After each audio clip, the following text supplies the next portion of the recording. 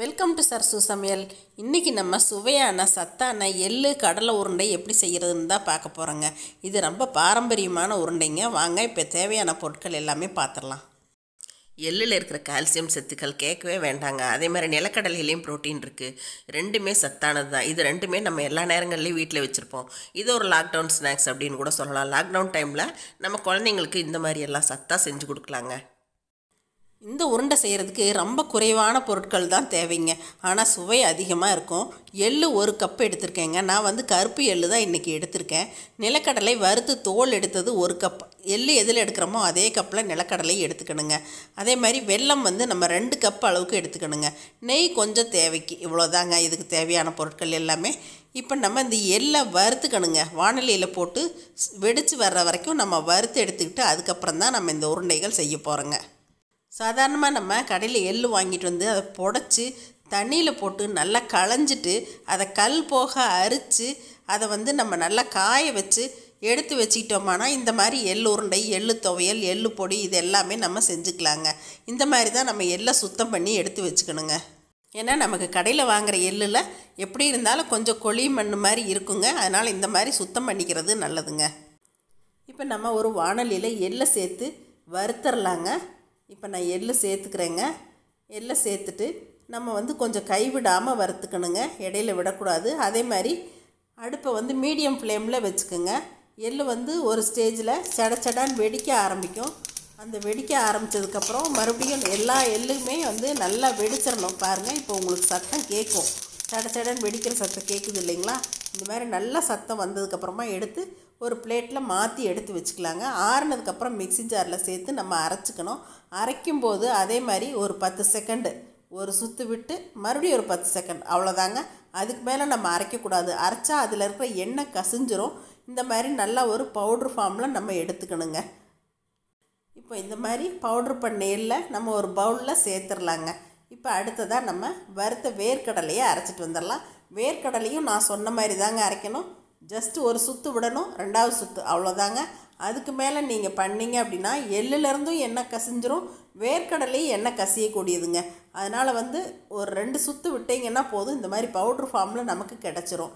இப்போ இது ரெண்டையுமே ஒரு பவுலில் சேர்த்து இப்போ இது நல்லா கலந்து விட்டுறலாங்க.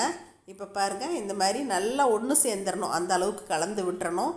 இப்போ அடுத்ததாக வெல்லம், நல்லா தூளாக்கின வெல்லம் 2 கப் எடுத்துக்கலாங்க. நம்ம 1 கப் எள்ளு 1 கப் கடலை எடுத்துருக்கோம். அதனால் 2 கப் வெல்லம், நல்லா தூளாக்கின வெல்லம் எடுத்துக்கிறோம். எள்ளு கடலை எல்லாமே ஒரு சுற்று தான் விட்டோம். ஆனால் இந்த வெல்லத்தை கொஞ்சம் அதிக நேரம் அரைக்கணுங்க. அப்போ தான் இது கொஞ்சம் கெட்டிப்பட்டு வரும். அப்போ தான் இந்த வெல்லம் தான் இதில் உருண்டை பிடிக்கிறதுக்கு நல்லா பசை கொடுக்குங்க. பாருங்கள், உருட்டுனா இந்த மாதிரி உருட்டுற ஸ்டேஜுக்கு வர்ற வரைக்கும் கொஞ்சம் நல்லா அரைச்சிக்கணும். அந்த வெல்லத்தோட பசையில் தான் நம்ம இந்த உருண்டைகளை உருட்ட போகிறோங்க. அதனால் இந்த மாதிரி நல்லா அரைச்சிக்கிட்டு அதுக்கப்புறம் நல்லா கட்டி இல்லாமல் நல்லா கையில் பிசைஞ்சு விட்டுக்கணும். வெல்லம் நல்லா உருண்டு வந்துடும் இல்லைங்களா?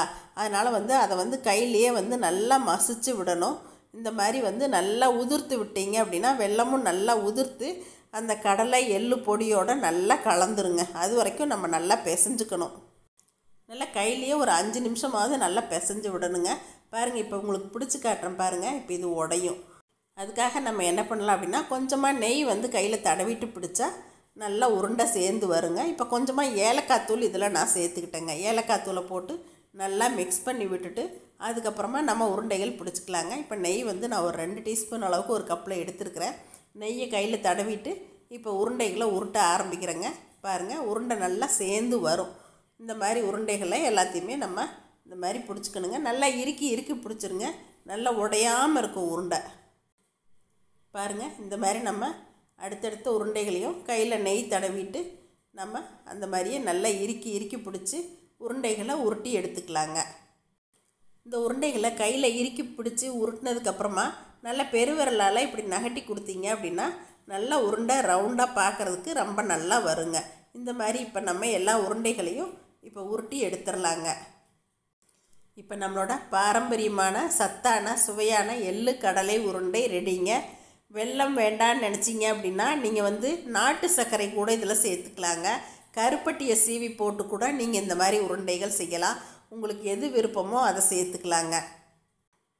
இந்த மாதிரி சத்தான சுவையான உருண்டைகள் நீங்களும் உங்கள் வீட்டில் குட்டீஸ்க்கு செஞ்சு கொடுங்க, ரொம்பவே விரும்பி சாப்பிடுவாங்க.